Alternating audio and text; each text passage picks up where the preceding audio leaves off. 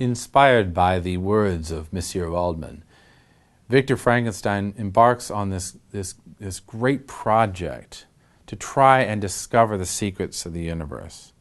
He suggests that no one who has not experienced the enticements of science can understand what he's going through. But if you experience this desire, this longing that had been fulfilled then in science, you would understand that Victor was driven to try and discover this thing that he set himself to discover. Well, what was it he was trying to discover? He says here that he had asked himself the question, whence did the principle of life proceed? And all of his experiments are in order to try and find out, where does life come from? What is life? What makes life occur? It's a very interesting question. Because, of course, when we think about what makes life, animated matter versus inanimate matter, it's hard to say, well, what does make the difference between the two? If we take out, for instance, a question of soul or a question of metaphysical power, what makes human life living? What makes any life living? What makes the difference between the living flower and the dead flower, or the living squirrel and the dead squirrel? What makes the difference between a living man and a dead man? We know what it looks like, the difference between the two. But what would make a living man be alive? Is it simply that the organs and the blood keep rushing through him?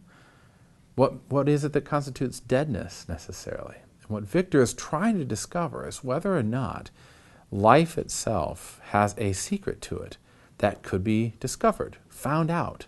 But this attempt to discover what makes life living changes Victor. And that's I think what the story really constitutes. So the story has elements of horror of a scientific nature and science fiction, it's true.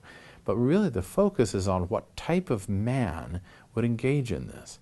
And Victor begins to have a change in his character which becomes rather ghoulish and dark itself.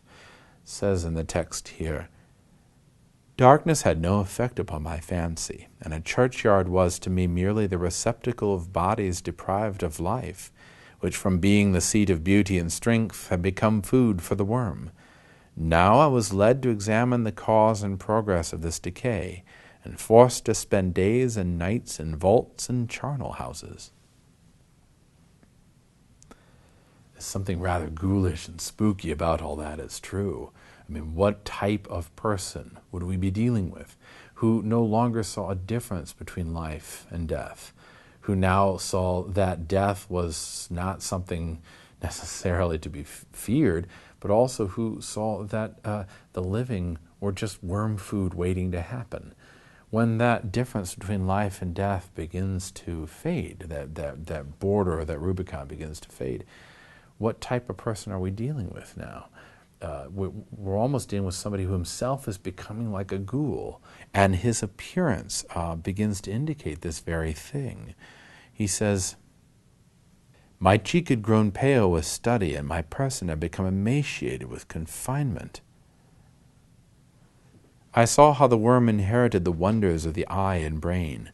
I paused examining and analyzing all the minutiae of causation, as exemplified in the change from life to death and death to life, until from the midst of this darkness a sudden light broke in upon me, a light so brilliant and wondrous, yet so simple, that while I became dizzy with the immensity of the prospect which it illustrated, I was surprised that among so many men of genius, who had directed their inquiries towards the same science, that I alone should be reserved to discover so astonishing a secret."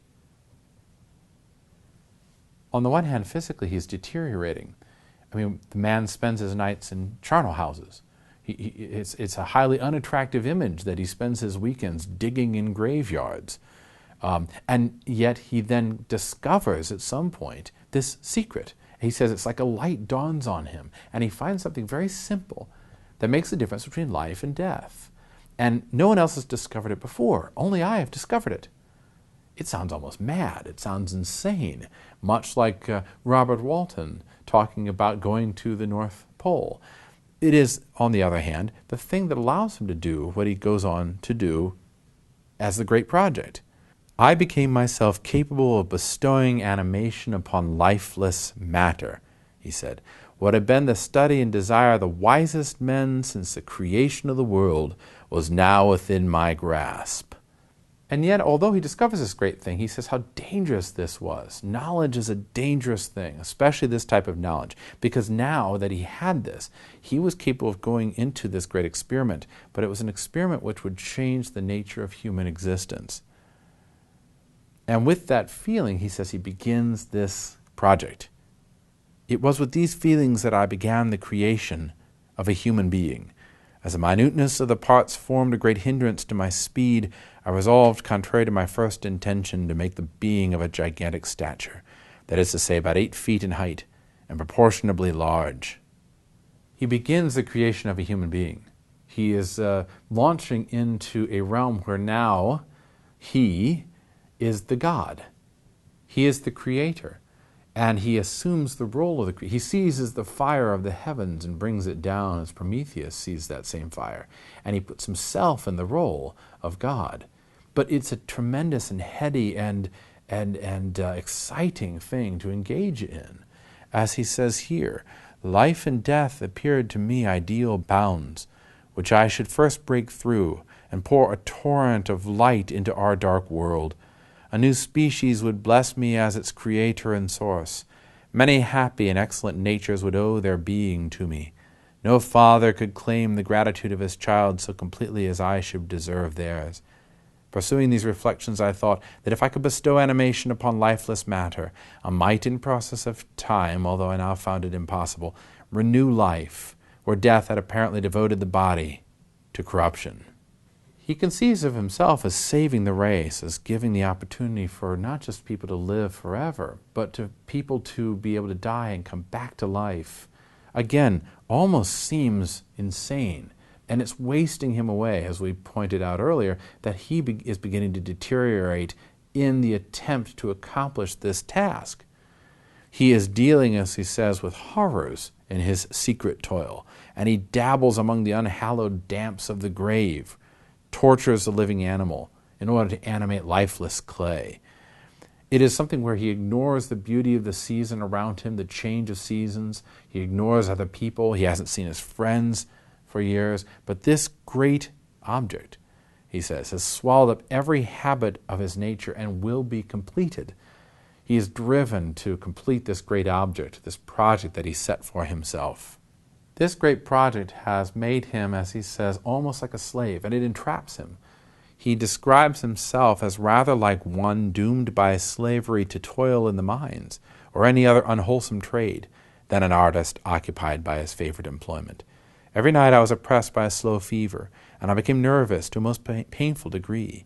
The fall of a leaf startled me, and I shunned my fellow creatures as if I had been guilty of a crime. The allusions to Scripture here are important to note, because when the God creates man in Scripture, it says that he delights in it, like an artist delighting in he saw it as good. He said, that's good. And so he's like an artist delighting in what he does. But Frankenstein, Victor, is described here not like an artist, but like a slave devoted to his toil. And later on, Christ says that not a leaf will fall, but God knows of it. Here, a leaf falls and Victor jumps. He's excited by it. He's terrified by it. He's so nervous by what he's doing, as though he's not engaging in creation, but engaging in a crime. And it's this sense of being a slave, engaged in a crime, that then is what comes from Victor into the creature in the next chapter. And it's why he has a reaction, as we see in the next chapter, to his own creation.